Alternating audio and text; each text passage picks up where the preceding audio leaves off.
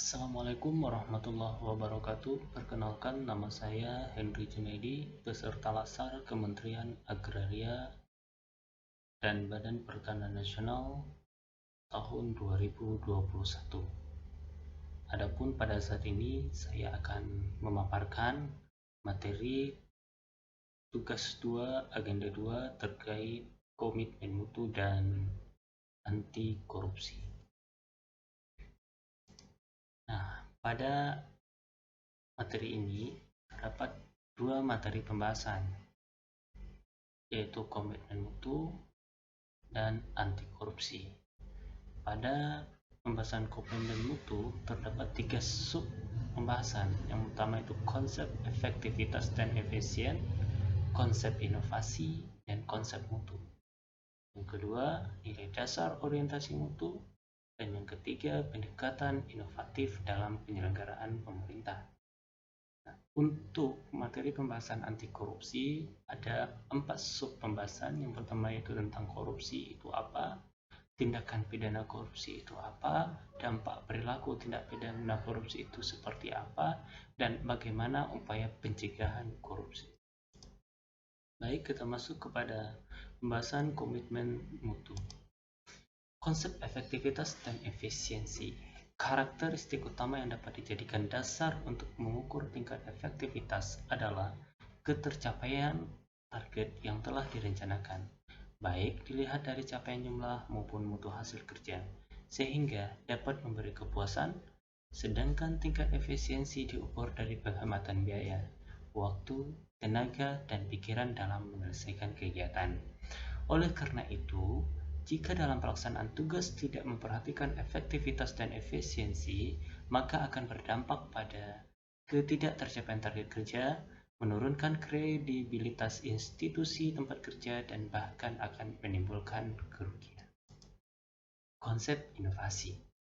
Inovasi dalam layanan publik mencerminkan hasil pemikiran baru yang konstruktif, sehingga akan memotivasi setiap individu untuk membangun karakter dan mindset baru sebagai aparatur penyelenggara pemerintahan yang diwujudkan dalam bentuk profesionalisme layanan publik yang berbeda dari sebelumnya, bukan sekedar menjalankan atau menggugurkan tugas rutin.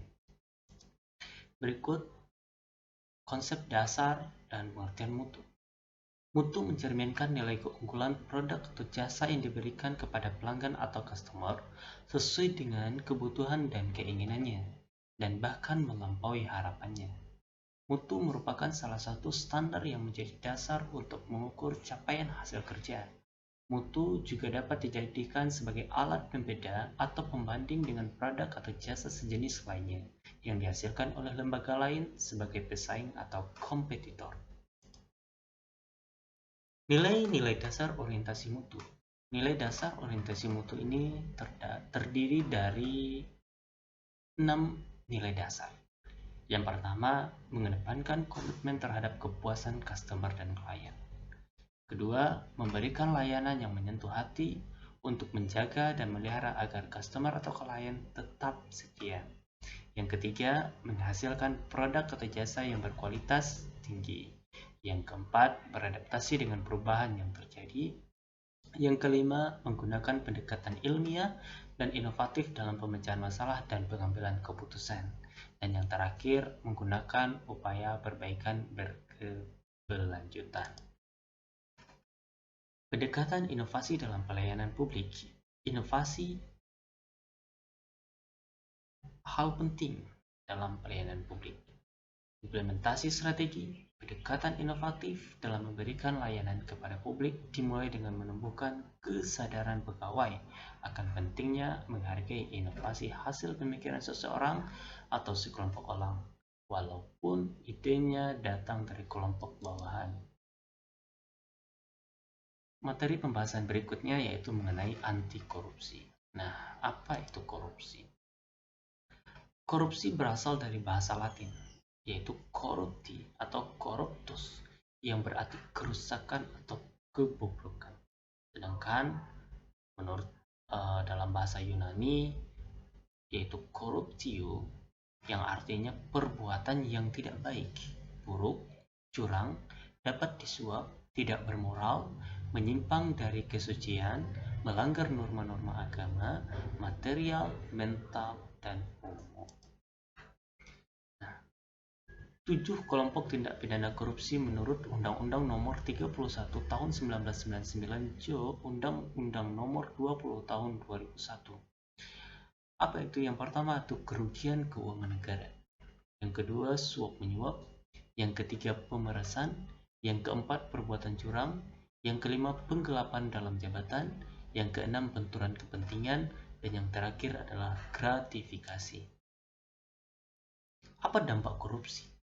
Apa dampak tindakan korupsi? Dampaknya sangat luas. Yang pertama, secara garis besar, dampak korupsi itu ada negara yang korup akan mempunyai hutang yang besar sehingga sulit membayar hutang tersebut. Yang kedua, harga infrastruktur akan tinggi. Yang ketiga, meningkatnya ketimpangan pendapatan dan kemiskinan. Yang terakhir, menurunnya investasi di dalam negeri karena ketidakpercayaan investor terhadap pejabat publik di negeri yang penuh dengan koruptor. Nah, agar dampak itu tidak meluas atau agar dampak itu tidak terjadi, ada upaya pencegahan korupsi. Nah, apa upaya pencegahan korupsi? Upaya pencegahan korupsi dalam garis besar dapat dibagi menjadi 4 upaya. Yang pertama itu menegakkan hukum secara adil dan konsisten sesuai dengan peraturan perundang-undangan dan norma-norma lain yang berlaku. Yang kedua, penambahan pegawai sesuai dengan kualifikasi tingkatan kebutuhan, baik dari segi kualitas maupun kuantitas. Yang ketiga, optimalisasi fungsi pengawasan dan kontrol. Dan yang terakhir, adanya penjabaran rumusan perundang-undangan yang jelas. Nah, demikianlah pembahasan pada hari ini terkait dengan komitmen mutu dan anti korupsi. Nah, apabila ada kesalahan dalam penyampaian materi, saya mohon maaf atas perhatiannya. Saya ucapkan terima kasih dan saya akhiri dengan Assalamualaikum warahmatullahi wabarakatuh.